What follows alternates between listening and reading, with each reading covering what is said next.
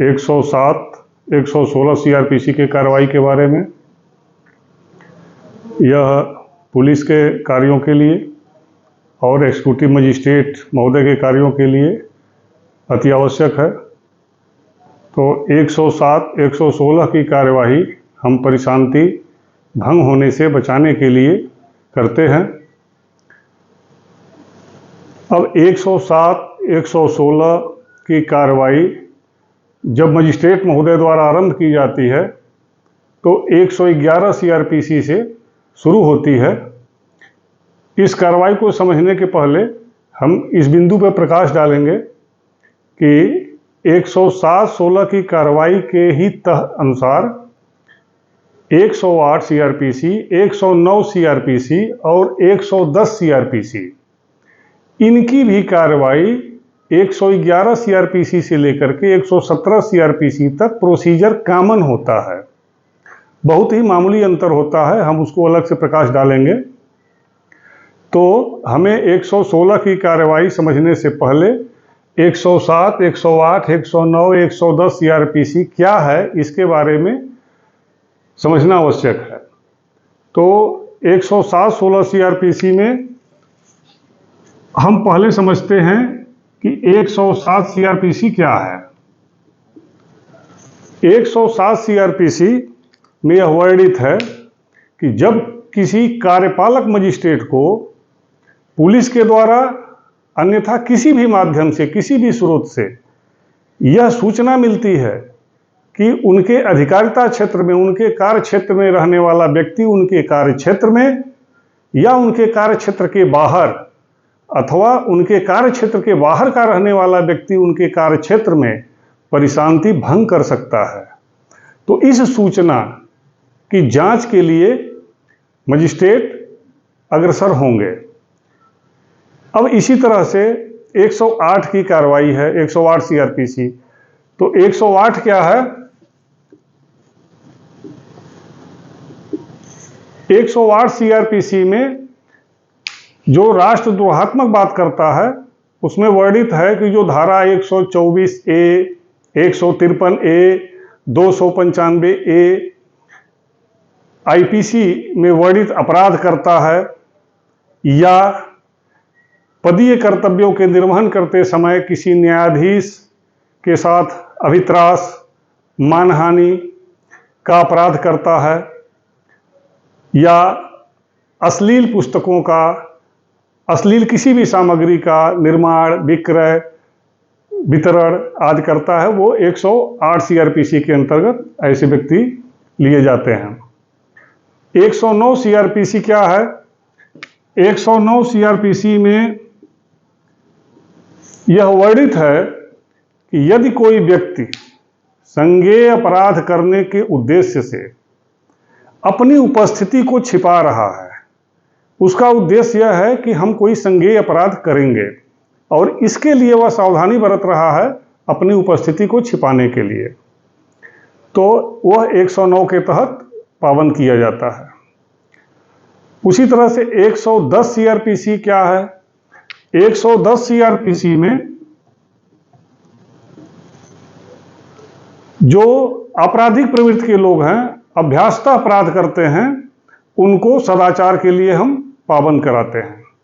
अब महत्वपूर्ण बात यह है कि 107-16 की कार्रवाई में 107 सीआरपीसी के तहत जब हम पाबंद कराते हैं तो परिशांति भंग के लिए कराते हैं कि परिशांति भंग न होने पाए, परिशांति के लिए हम उनको पाबंद करते हैं।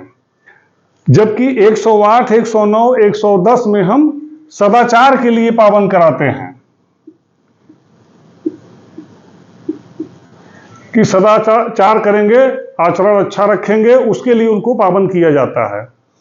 अब इसमें भी थोड़ा सा क्लासिफाई करूंगा कि परिशांति भंग में अधिकतम 107 में हम 1 वर्ष के लिए, अधिकतम 1 वर्ष के लिए पाबंद किया जाता है।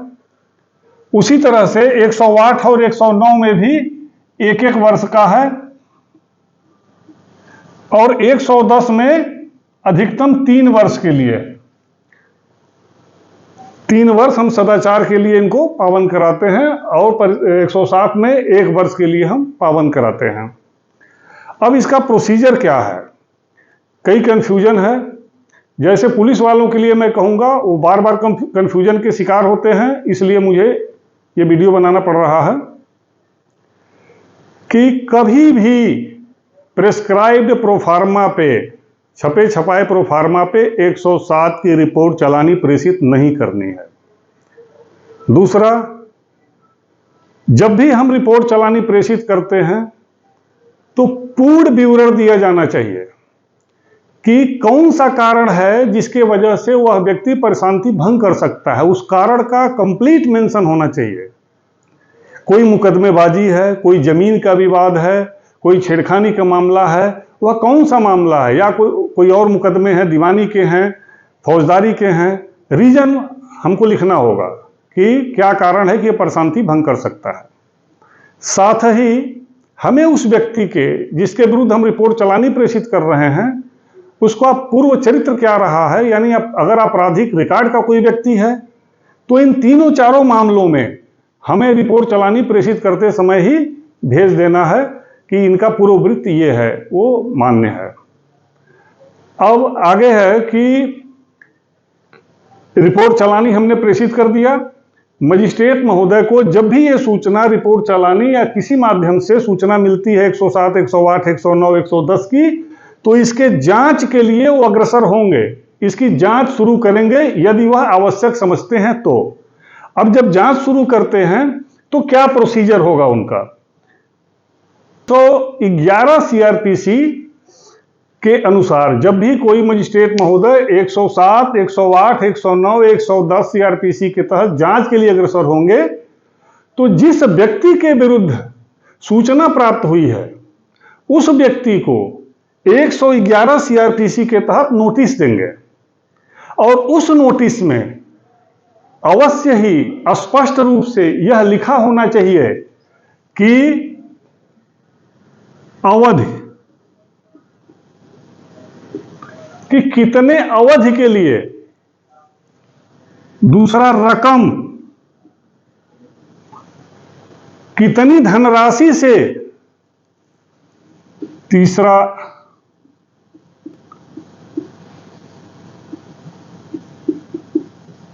प्रतिभुओं के संबंध में कि किस तरह के प्रतिभू, कितने संख्या प्रतिभुओं का संख्या, प्रकार, वर्ग सब कुछ लिखेंगे। और सूचना का सार, कौन सी सूचना मिली है, यह 4 चीज 111 में मैंडेटरी है। अगर चारों में से एक भी नहीं है तो भी पूरी कार्रवाई दूषित हो जाएगी और आगे की सभी कार्रवाई अवैध मान ली जाएंगी। इसके संबंध में तमाम रूलिंग माननीय सर्वोच्च न्यायालय, उच्च न्यायालय के हैं, वो मैं आगे आपको बताऊंगा।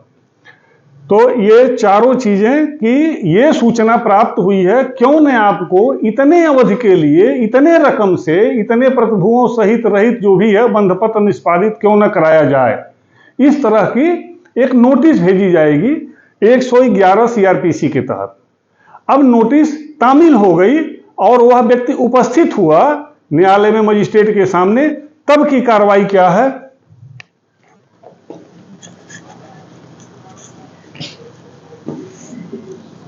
तब 112 सीआरपीसी के तहत प्रावधान है कि वो सारे सूचना का सार जो व्यक्ति उपस्थित है उसको पढ़ के सुनाया जाएगा और उसका सार उसे समझाया जाएगा।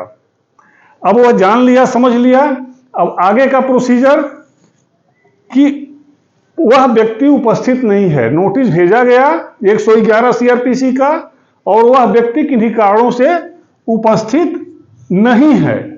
जब वह माननीय न्यायालय में उपस्थित नहीं है, अब मजिस्ट्रेट 113 सीआरपीसी के तहत जैसा आवश्यक समझें सम्मन जारी करेंगे।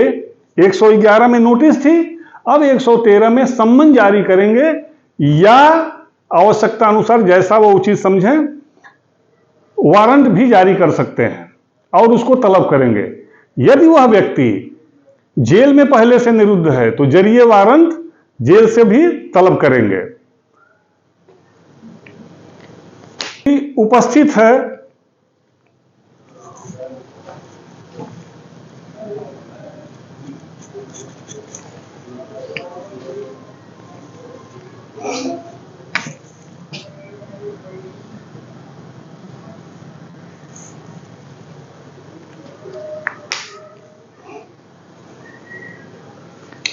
114 सीआरपीसी में यह वर्णित है कि 111 सीआरपीसी में, जैसा कि मैंने कहा था कि 4 चीजें मैंडेटरी हैं, अवश्य होने चाहिए: सूचना का सार, अवधि, बांड की रकम और प्रतिभूतियों की संख्या। तो 114 सीआरपीसी में यदि 113 सीआरपीसी में सम्मन या वारंट जारी किया गया है तो उसकी प्रति भी संलग्न की जाएगी। 111 सीआरपीसी में किए गए आदेश की प्रति भी संलग्न की जाएगी सम्मन और वारंट के साथ। 113 का जो सम्मन और वारंट होगा उसके साथ 111 की प्रति भी उपलब्ध कराई जाएगी और जो व्यक्ति तामील कर रहा है सम्मन या वारंट, वह उस प्रति को, उस व्यक्ति को रिसीव कराएगा। अब 115 सीआरपीसी 115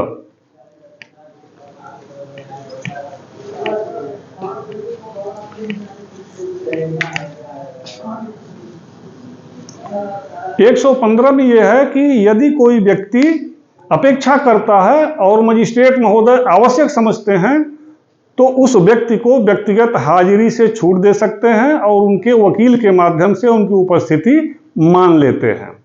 ये 115 की कार्रवाई में है। अब वह व्यक्ति उपस्थित है या तो स्वयं या तो प्लीडर के द्वारा। सारी कार्रवाई पूर्ण हो गई है 111 से लेकर 115 तक। अब 116 सीआरपीसी की कार्रवाई यहां से शुरू होती है।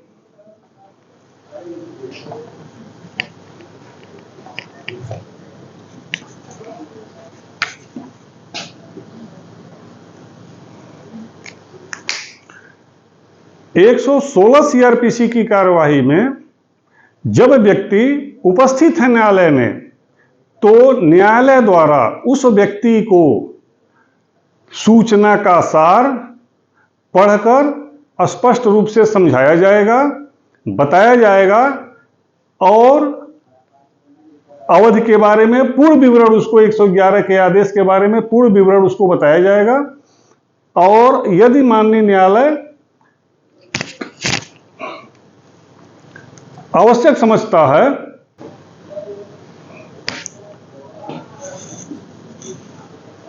जो व्यक्ति माननीय न्यायालय के समक्ष 111 से लेकर के 115 सीआरपीसी की कार्रवाई पूर्ण होने के बाद उपस्थित है, उसको पूरा सार समझा, या यदि वह वारंट या सम्मन के माध्यम से आया है, पूरा सार उसके बारे में 112 सीआरपीसी के तहत उसको पढ़ के सुना दिया जाएगा, समझा दिया जाएगा। उसके बाद अतिरिक्त साक्ष्य लेने के लिए मजिस्ट्रेट अग्रसर होंगे और संबंधित व्यक्तियों से या तथ्यों से वह साक्ष्य संकलन की कार्रवाई कर सकते हैं, साक्ष्य संकलन की कार्रवाई करेंगे, साक्ष्य अतिरिक्त साक्ष्य ले सकते हैं, उसमें साक्षियों को तलब कर सकते हैं। और ये सारी प्रक्रिया सम्मन मामले के तरह से ही, जैसे सम्मन मामले के विचारण होते हैं वैसे ही इसकी प्रक्रिया पूरी की जाएगी। परंतु यदि मजिस्ट्रेट को यह लगता है कि जांच की प्रक्रिया के दौरान ही आवश्यक है कि परिशांति कायम रखने के लिए इन व्यक्तियों को पाबंद किया जाए, अन्यथा परिशांति भंग हो जाएगी, तो अंतरिम रूप से 116(3) सीआरपीसी के तहत वह उन्हें पाबंद कर सकता है। यह उनके अपने स्वविवेक पे है और जांच की कार्रवाई प्रचलित रहेगी। अब 116(3) सीआरपीसी के तहत जब 116(3) सीआरपीसी के तहत जब वह पाबंद हो चुका है अंतरिम रूप से, तो यह इसमें जो अवधि लिखी गई है, जांच की अवधि अधिकतम 6 मास की ही होती है। तो 6 मास के समाप्त हो जाने के बाद भी यदि जांच पूर्ण नहीं होती है तो यह पाबंदी समाप्त मानी जाती है, स्वतः ही समाप्त हो जाती है।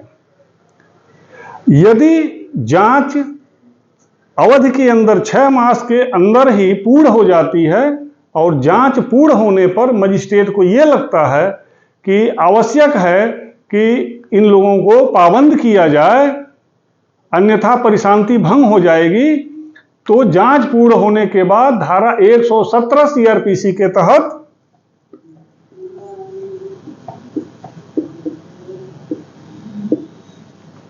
पाबंद किया जाता है और उसमें स्पष्ट आदेश किया जाता है कि इतने धनराशि के लिए, इतने अवधि के लिए, इतने प्रतिभुओं से। लेकिन यह पाबंदी किसी भी सूरत में जो 111 सीआरपीसी के नोटिस में और आदेश में जो वर्णन था अवधि का, जो वर्णन था धन का, जो वर्णन था प्रतिभु का, उससे ज्यादा नहीं किया जा सकता है। यह मैंडेटरी, उससे ज्यादा नहीं किया जा सकता है। अब यदि 117 में पाबंद व्यक्ति व्यतिक्रम करता है, अब यह सारी प्रक्रिया जो है 107, 108, 109, 110 ये सारी प्रक्रिया कॉमन है 111 से लेकर के और 117 तक, फिर 122 में भी ये सारी प्रक्रिया लगभग कॉमन है, बहुत ही मामूली अंतर के साथ, जिसमें से 111, 12, 13, 14, 15, 16 सीआरपीसी पूर्णतः कॉमन है। तो अब जो है पाबंद व्यक्ति यदि व्यतिक्रम करता है तो उसके लिए है 122 सीआरपीसी। 122 सीआरपीसी में व्यतिक्रम करने वाला व्यक्ति, उल्लंघन करने वाला व्यक्ति के संबंध में यदि मजिस्ट्रेट को सूचना मिलती है, जैसे एफआईआर हो गया, कोई घटना हो गई उसका एफआईआर है, एनसीआर है, और भी चीजें हैं, वीडियो है, तो अगर मजिस्ट्रेट के सामने रिपोर्ट पुलिस प्रस्तुत करती है तो इसको साक्ष्य के रूप में मजिस्ट्रेट अभिलिखित करेंगे और आदेश करेंगे, पुराने आदेश का हवाला देते हुए कि आपको इस तरह से पाबंद किया गया था विधिक रूप से, आप मेरे पास साक्ष्य है और आपने व्यतिक्रम किया है, अतः आपको निर्देशित किया जाता है कि दिनांक फला तक, समय निर्धारित कर देंगे कि दिनांक फला तक, अब जितने धनराशि से वो पाबंद थे इतनी धनराशि न्यायालय में दाखिल करें, आपकी इतनी धनराशि कुर्क की जाती है, आप दाखिल करें। यदि यह पैसा निर्धारित अवधि तक जो दिनांक दिया गया है वह दाखिल नहीं करता है, प्रदत्त नहीं करता है, तो क्या होगा? तो जितने अवधि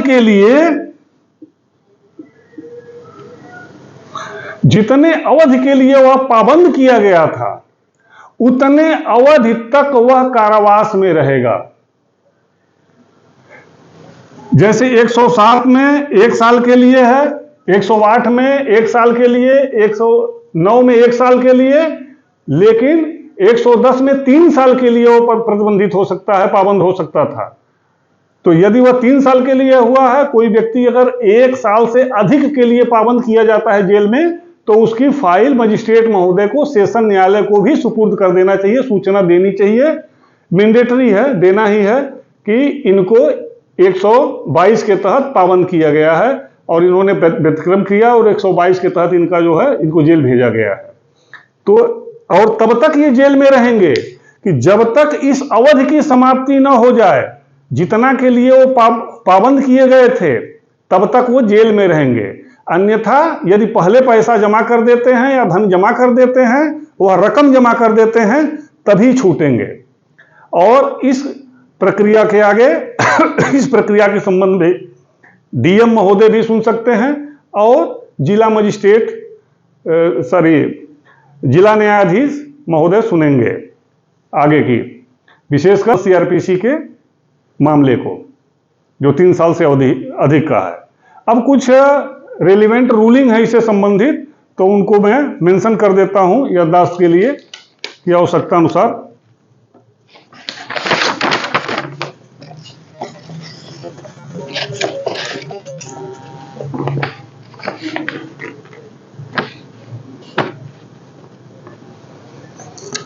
एक है कि बिना जांच के, जैसे 107 की रिपोर्ट चलानी आई तो उसकी बिना जांच किए बंध पत्र नहीं लिया जा सकता है। अगर लिया जा रहा है तो इसका मतलब है कि वो अवैध है। इसके संबंध में 2 रूलिंग है।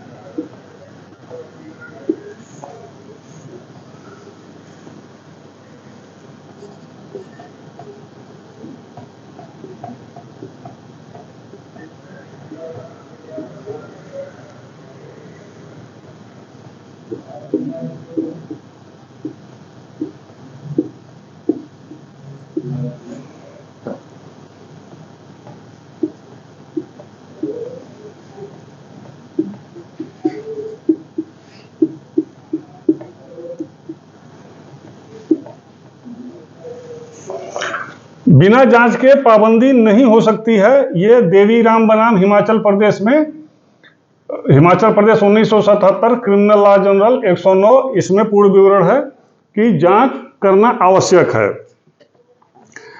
उसी तरह से पूर्व व्यवहार, जैसे क्रिमिनल हिस्ट्री के आधार पर कार्रवाई हो सकती है। क्रिमिनल हिस्ट्री एक साक्ष्य माना जा सकता है। इसके संबंध में रूलिंग है मोइडू बनाम केरल राज्य 1982 क्रिमिनल लॉ जनरल 1404।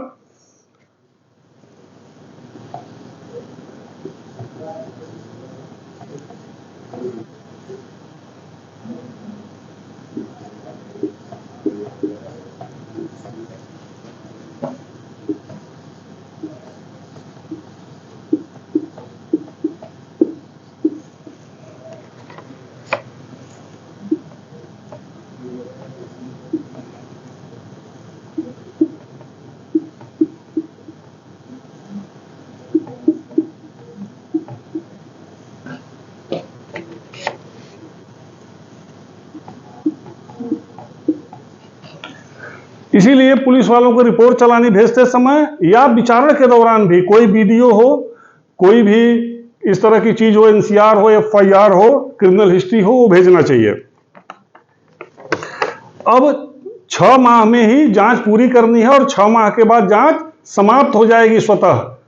उसके बाद जांच करना, जांच की कार्रवाई आगे बढ़ाना अवैध है। तो 6 माह की अवधि शुरू कब से होगी, इसमें प्लस माइनस कई रूलिंग है, लेकिन सर्वमान्य है कि साक्ष्य लेखन जिस दिन मजिस्ट्रेट महोदय शुरू करते हैं उस दिन प्रथम दिन माना जाए।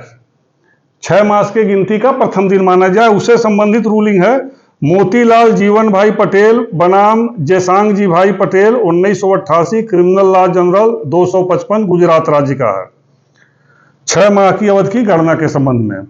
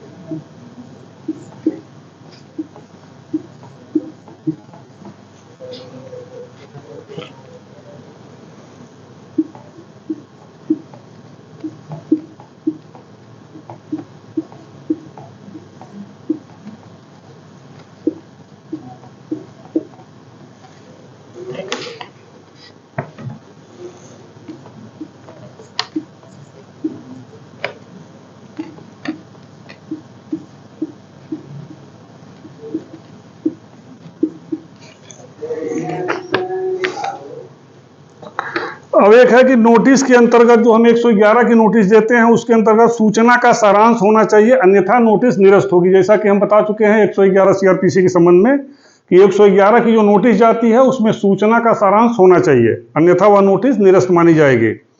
सिर्फ सूचना का सारांश न होने से ही वह नोटिस अवैध मान ली जाएगी। इसके संबंध में रूलिंग है बैरागी चरण जेना बनाम उड़ीसा राज्य 1988, क्रिमिनल लॉ जनरल 286 उड़ीसा राज्य का है।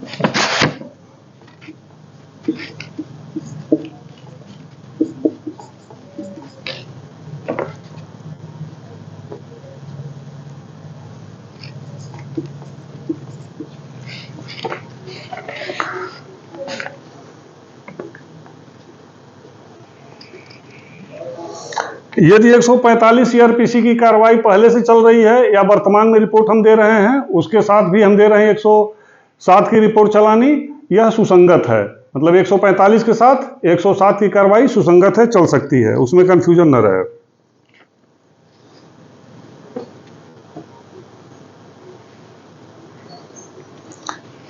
पुलिस की रिपोर्ट चलानी या मजिस्ट्रेट की नोटिस 111 सीआरपीसी के तहत दोनों प्रेस्क्राइब्ड प्रोफार्मा पे नहीं होगा। इसके संबंध में भी नोटिस है, रूलिंग है बाबूलाल और अन्य बनाम मध्य प्रदेश राज्य, और दूसरा है माननीय उच्च न्यायालय इलाहाबाद का राकेश सिंह बनाम state of UP 210 criminal law justice 2267 Allahabad की पुलिस की रिपोर्ट चलानी और 107(16) के तहत और 111 सीआरपीसी के तहत मजिस्ट्रेट महोदय की नोटिस प्रेस्क्राइब प्रोफार्मा पर, जैसा कि पहले से लिखा छपा होता है, बीच में फिलिंग कर देते हैं लोग, यह नहीं होगा, अन्यथा पूरी कार्रवाई अवैध मानी जाएगी।